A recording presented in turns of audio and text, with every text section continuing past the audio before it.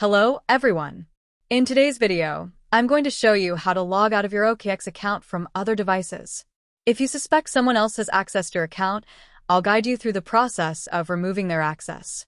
First, open the OKX app and tap on the Exchange tab at the top.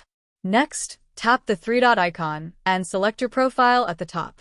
Then, go to Security. Once the security page loads, scroll down and tap on Device Management. Here, you'll see a list of all devices currently logged into your account. To log out of any device, tap the pencil icon at the top. Select the devices you want to remove and either remove selected devices or choose Remove All Devices to log out from every device. After removing unauthorized devices, it's recommended to change your password to prevent further unauthorized access.